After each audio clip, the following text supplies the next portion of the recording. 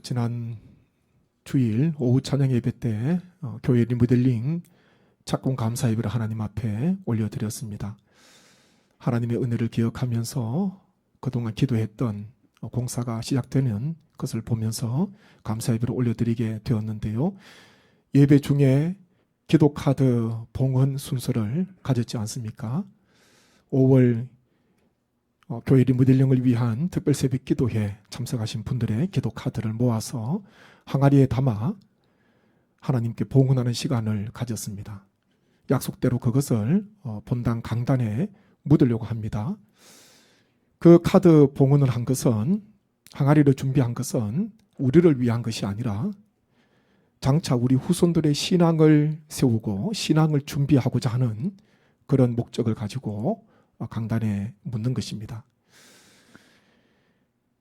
우리 후손들이 장차 언제일지는 모르지만 그 항아리를 볼 때가 있겠죠. 마치 이스라엘 백성들이 요단을 건너가고 난 뒤에 하나님의 명령을 따라서 길갈에 12돌을 세웠습니다. 그것은 요단을 건넜던 사람들, 출애굽 2세대를 위한 신앙이 아니라 자손들, 아들들, 딸들, 후손들의 신앙을 준비하도록 하기 위해서 길갈에 12돌을 세워라. 그 하나님의 명령에 여호수아와 이스라엘 백성들은 그 12돌을 세웠지 않습니까? 그와 마찬가지인 거지요. 우리도 후손들의 신앙을 세우고자 하는 것입니다. 언제인지는 모르지만 누군가는 그 항아리를 열어보지 않을까. 우리는 이제 열 기회가 없을 것 같습니다. 우리가 다 천국 가시고 난 뒤에 이 땅의 모든 사명 다 완주하고 완성하고 난 뒤에 우리는 다 본향에 이르고 난 뒤에 우리 성례교회에 남아 계시는 후손들이 아마 언젠가는 그 항아리를 열어보고 이때에 이런 분이 기도를 했구나, 이런 목적으로 이 강단에 항아리를 묻었구나, 기도 카드를 심었구나, 그것을 보면서 다시 한 번 더 신앙을 점검하고 다시 한 번 더 신앙을 세우고자 하는 그런 목적으로 보지 않겠습니까? 우리 주님께서도 오시겠다 말씀하셨지만 언제 오시겠다 그렇게 말씀을 하시지 않으셨습니다. 그때가 언제인지 모르는 것 아닙니까? 그래서 주님께서는 재림의 날을 마치 도둑이 오는 것처럼 아무도 생각하지 않은 때에 인자가 오리라 그렇게 말씀하셨습니다. 한번 말씀 보시죠. 39절 40절 말씀 같이 한번 읽겠습니다. 너희도 아는 바니 집 주인이 만일 도둑이 어느 때에 이럴 줄 알았더라면 그 집을 뚫지 못하게 하였으리라. 그러므로 너희도 준비하고 있으라. 생각하지 않은 때에 인자가 오리라 하시니라. 아멘.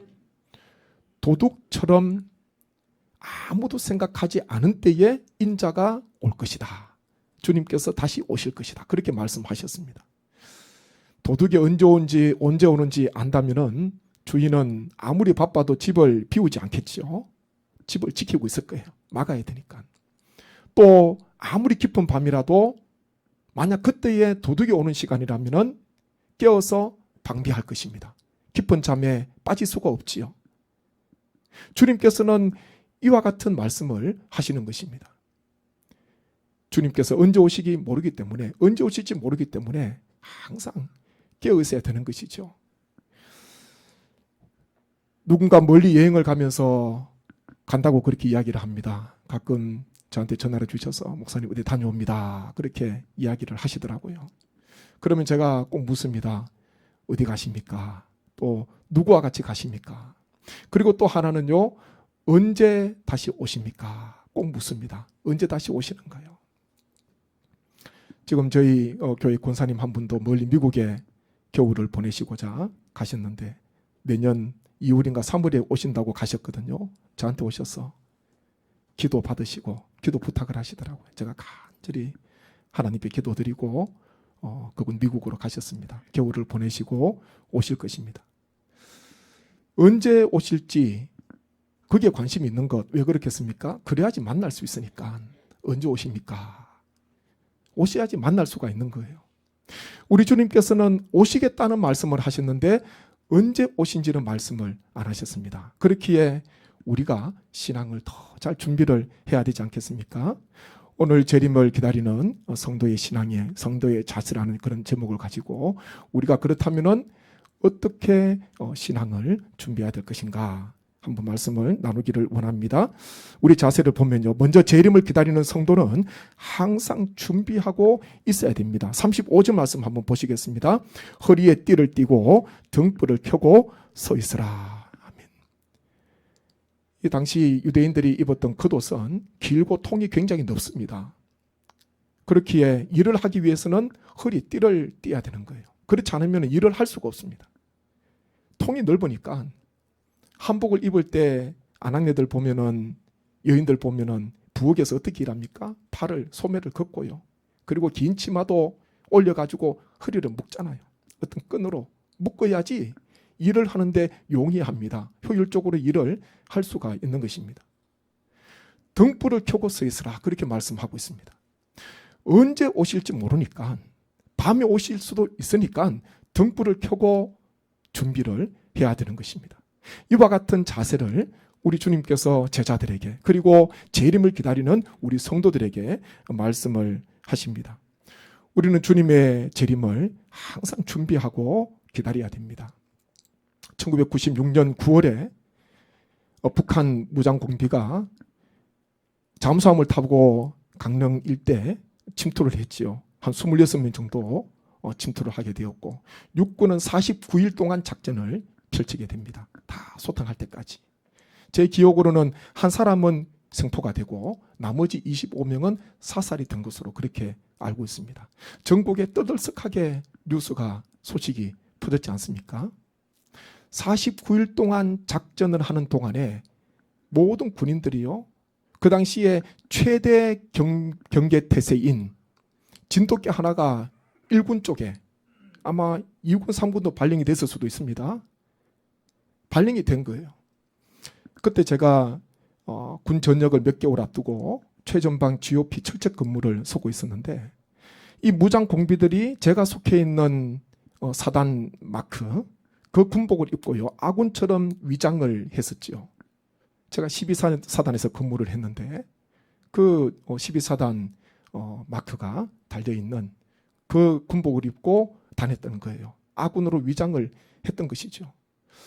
지금도 생생히 기억나는 것은 철책 근무를 그렇지 않아도 서는 게 얼마나 힘든지 모릅니다. 겨울에 올라갔기 때문에.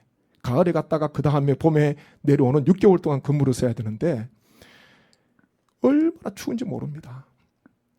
영하 많이 20m로 떨어지잖아요. 눈도 많이 오게 되고요. 그때 아마 제가 평생 볼 눈을 그때 6개월 연습해서 다 봤습니다. 그 당시 진돗개 하나가 발령되면요. 그냥 완전 무장을 해야 되는 거예요. 군복을 벗을 수도 없고 밤에 취침할 때도 전투화를 벗을 수가 없습니다. 전투화 아마 우리 군생활 하신 장로님, 지사님께서는 잘 아실 건데 전투화를 좀 벗어야지 이 공기도 좀 통하고 그렇지 않습니까? 그런데요 전투화를 신고 그냥 밤에 또 잠깐 교대로 잠을 자는 것입니다. 왜 그렇게 합니까?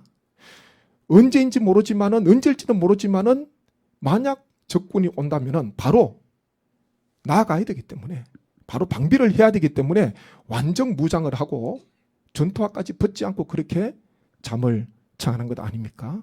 준비하고 있어야 되는 거예요. 언제까지요? 49일 동안 작전이 다 완료될 때까지 작전 종료될 때까지 그렇게 무장을 하고 근무를 써야 되는 것입니다. 마치 우리의 삶이 그렇습니다. 허리에 띠를 띠고 등불을 켜고 서 있으라는 말씀. 항상 준비하고 있으라는 거죠. 주님께서 언제 오실지 모르니까 준비하고 믿음 생활하라. 그렇게 말씀을 하시는 것입니다. 다음으로 재림을 기다리는 성도는 항상 깨어 있어야 됩니다. 36절 7절 말씀 같이 한번 읽도록 하겠습니다. 너희는 마치 그 주인이 혼인집에서 돌아와 문을 두드리면 곧 열어주려고 기다리는 사람과 같이 되라. 주인이 와서 깨어 있는 것을 보면 그 종들은 복이 있으리로다. 내가 진실로 너희에게 이르노니 주인이 띠를 띠고 그 종들을 자리에 앉히고 나와 수종들리라. 아멘. 주인이 오실 때에 종은 항상 깨어 있다가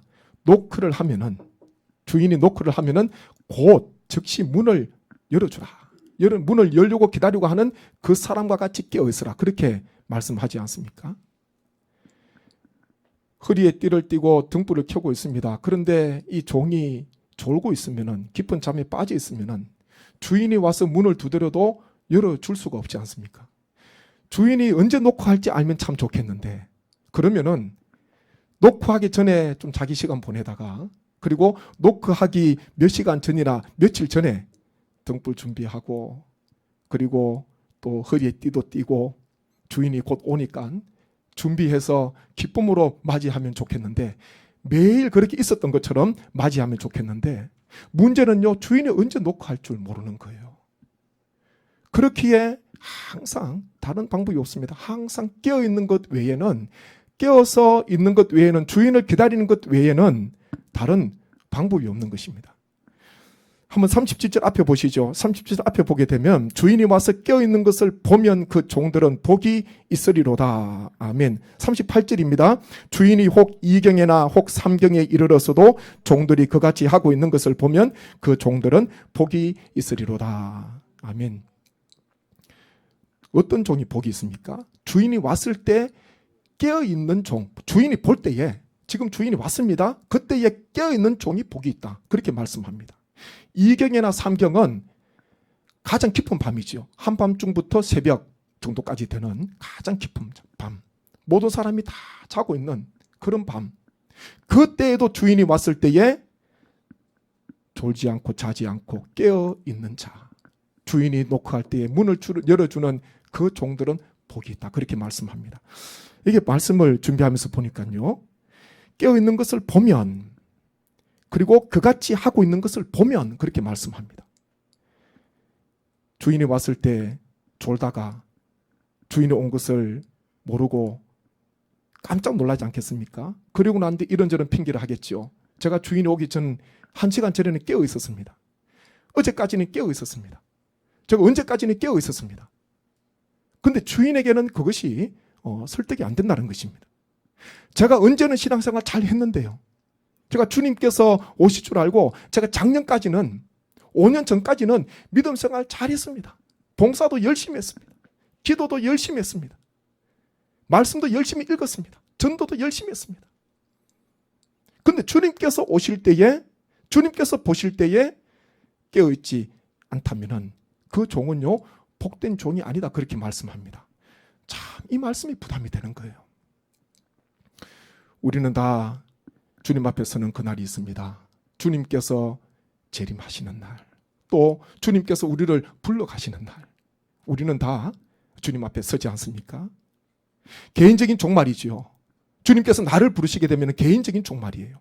주님께서 재림하시게 되면 전 우주적인 종말이라 그렇게 이야기하고 있습니다. 개인적인 종말이든지 우주적인 종말이든지 우리는 맞이하게 됩니다.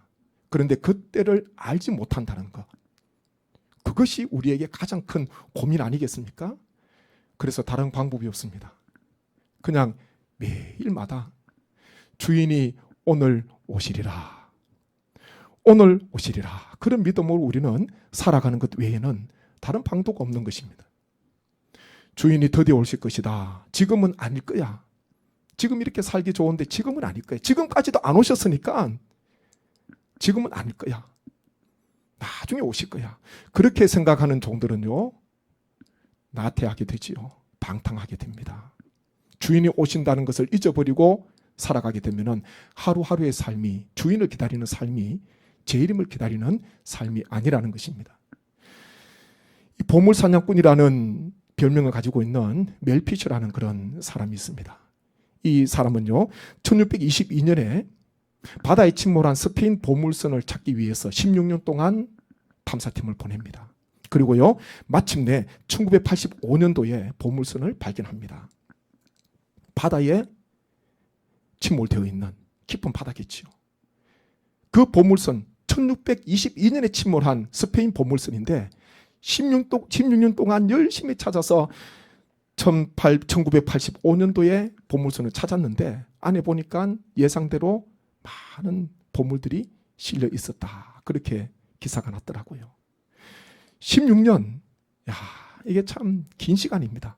16년 동안 찾으면 찾을 수 있다. 그런 확신이 있으면 할 수 있겠지요. 그런데 기약 없이 16년 동안 한다고 생각해 보십시오. 내가 만약 그 탐사팀이라 생각해 보십시오. 얼마나 마음속에 어려움이 있겠습니까? 1년이 지나고 몇 년이 지나니까요. 이 멜피셔와 함께했던 탐사팀이 지쳐가는 거예요. 그러면서 정말 이 보물선 찾아도 그 안에 보물이 있겠나? 그런 의심이 생기는 거예요. 보물선을 찾는데 안에 보물이 있으면 좋은데 그렇게 고생해서 얼마나 많은 예산을 투자했겠습니까? 그런데요, 만약 찾았는데 배는 있는데 안에 보물이 없으면, 보물 상자가 없으면, 그러면서 탐사팀 사이에서 의심이 생기는 거예요. 아닐 수도 있다. 우리가 헛수고할 수도 있다. 그런저런 의심의 그런 말들이 오갑니다. 그때 이 멜피셔가 했던 게 있습니다. 그게 뭐냐 하면 티셔츠를 한 장씩 탐사팀원들에게 나누어 줬는데 그 티셔츠에 뭐가 적혔냐 하면은 오늘이 그날이다 라는 그런 글귀가 새겨져 있었다 그러더라고요. 티셔츠는 나눠줬어. 이거 입으라는 거예요. 이거 입고 다시 바다에 내려가라는 거예요. 보니까 오늘이 그날이다. 그 글씨가 새겨져 있는 티셔츠를 입고 다시 잠수복을 입었겠지요. 그리고 또 바다로 해저로 내려갑니다. 참 이 글귀가 얼마나 좋습니까? 오늘이 그날이다. 이 글귀는요. 다음 달에도 이거 보면은 오늘이에요. 1년 뒤에도 5년 뒤에도 10년 뒤에도 50년 뒤에도 오늘입니다. 지나간 게 아니에요. 오늘이 그날이다. 참. 그래서 결국은 16년 만에 그 침몰한 보물선을 찾았다는 거 아닙니까? 저는 이 기사를 읽으면서 그런 생각을 했습니다.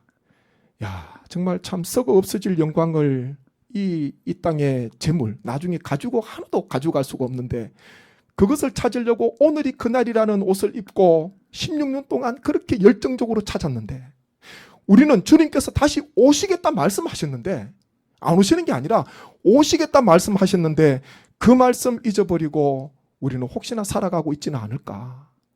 나에게는 이 보물선, 이 보물을 찾으려고 하는 멜피셔와 탐사 대원들보다 더 주님을 기다리는 열정적인 사모하는 마음이 나에게는 있는가? 우리 성도님들은 어떻습니까? 오늘이 그날이라는 이 글귀가 얼마나 귀감이 됩니까? 이 물질을 얻으려고도 그렇게 열심히 하는데 우리 주님 영원한 영광으로 다시 오실 만왕의 왕으로 다시 재림하실 우리 주님을 우리가 기다리는데 이보다 더 큰 열정과 사모함을 가지고 우리는 살아가야 하지 않겠습니까? 누가복음 21장 36절 말씀 한번 보십시오. 36절입니다. 같이 읽겠습니다. 이러므로 너희는 장차 올 이 모든 일을 능히 피하고 인자 앞에 서도록 항상 기도하며 깨어 있으라. 아멘. 인자 앞에 서도록 항상 깨어 있으라. 그렇게 말씀합니다. 항상 기도하며 깨어 있으라. 한 군데 보지요. 골로새서 4장 2절입니다. 함께 읽습니다. 기도를 계속하고 기도에 감사함으로 깨어 있으라. 아멘. 주님께서 제자들에게 하신 말씀입니다. 오늘 우리에게 하시는 말씀이에요. 기도함으로 깨어 있으라. 오늘이 우리 주님께서 오시는 재림의 날이다. 오늘이 주님께서 나를 부르시는 날이다. 매일이 우리는요 재림의 날이 되어야 되고 나의 개인적인 종말의 날이 되어야 하는 것입니다. 다른 방법이 없습니다. 주님께서 오시는 것은 확실합니다. 그것은 진리입니다. 그런데 주님께서 언제 오실지 말씀 안 하신 것, 우리 하나님께서 다 비밀에 감추어 놓으셨잖아요. 왜 그럴까? 우리의 신앙생활을 위해서 그렇습니다. 나태하지 않도록 하기 위해서, 세상에 취하지 않도록 하기 위해서, 늘 깨어 있도록 하기 위해서 주님께서는 오시겠다만 말씀하셨고 언제 오실지 말씀을 안 하신 것입니다. 우리의 신앙을 위해서 그런 거예요. 우리를 위해서 항상 주님 오실 날을 준비하고 주님 앞에 인자 앞에 서는 그날을 준비하기 위해서 우리는 하루하루의 삶을 살아가셔야 합니다. 누가복음 2장 37절 38절 말씀 같이 한번 읽도록 하겠습니다.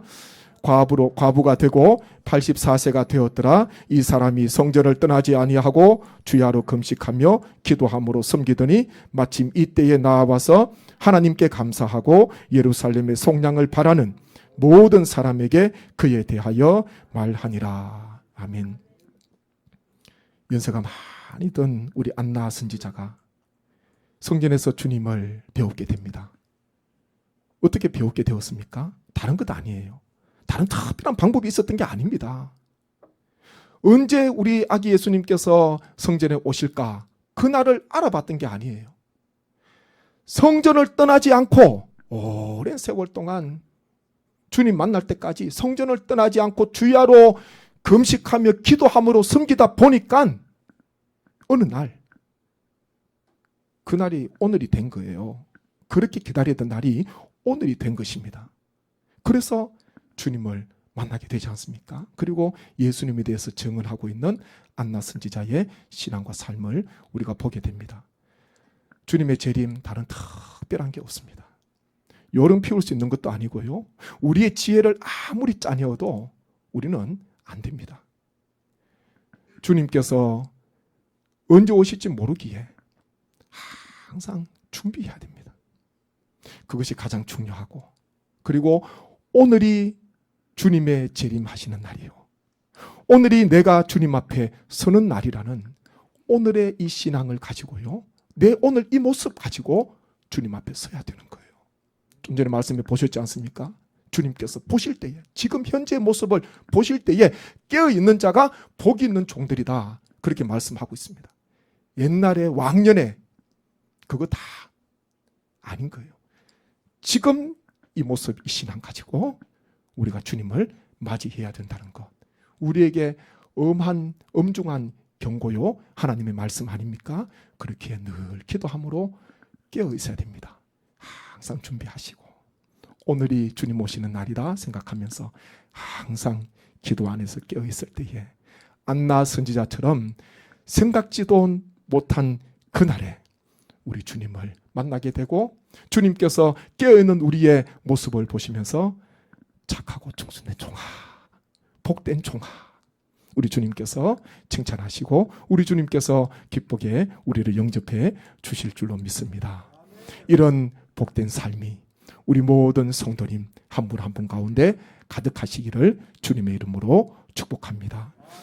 함께 말씀을 생각하면서 기도하기를 원합니다. 아버지 하나님, 왕년에 예전에 이 시간 이후로 나의 입에서 떠나가게 하시고 지금 현재의 모습이, 오늘 나의 이 신앙이 하나님 앞에 서는 모습임을 기억할 수 있도록 역사해 주셔서 오늘이 바로 주님께서 오시는 날이요, 오늘이 주님 앞에 서는 날이라는 것을 우리가 기억하면서 종말의 신앙으로 살아가는 우리 모든 성도님 되게 하여 주옵소서. 항상 준비하게 하시고 기도로 깨어있는 신앙이 되게 하셔서 안나 선지자처럼 주님을 기쁨으로 배우는 귀한 역사가 임하게 하여 주옵소서. 간절한 마음으로 우리 신앙을 위하여 기도드리겠습니다.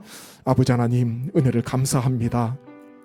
우리 주님께서 성천하시면서 제자들에게 또한 우리들에게 가시는 모습 그대로 다시 오시리라 말씀하셨습니다. 주님께서 성천하신 지 2000년이 넘는 때를 저희가 살아가고 있습니다. 그럼에도 불구하고 항상 준비하기를 원합니다. 주님께서 드디어 오신다고 세상에 방탕하거나 세상의 안락에 취해서 살아가는, 세상에 취해 있는 깊은 잠에 빠져 있는 신앙이 아니라 항상 준비하기를 원합니다. 허리에 띠를 띠고 등불을 켜서 서 있게 도와주시고 우리 주님께서 오실 때에 언제든지 기쁨으로 문을 열어드리고 우리 주님을 맞이할 수 있는 깨어있는 귀한 신앙이 될 수 있도록 역사해 주옵소서. 깊은 밤에 오신다 하더라도 오늘이 그날임을 기억하며 기도로 깨어있기를 원합니다. 안나 선지자처럼 마침내 주님을 만나는 귀한 영광의 날이 있을 줄로 믿습니다. 하나님, 오늘 이 신앙, 이 모습 가지고 주님 앞에 서기를 원합니다. 왕년에 예전에 자랑했던 것 배설물로 다 버리게 도와주시고 모든 뒤의 것은 다 잊어버리고 표대를 향하여서 주님의 재림을 바라보면서 주님 앞에서는 그날을 바라보면서 달려가는 우리 모든 성도님 믿음의 경주가 되게 하여 주옵소서. 감사드리옵고 예수님의 이름으로 기도하옵나이다. 아멘.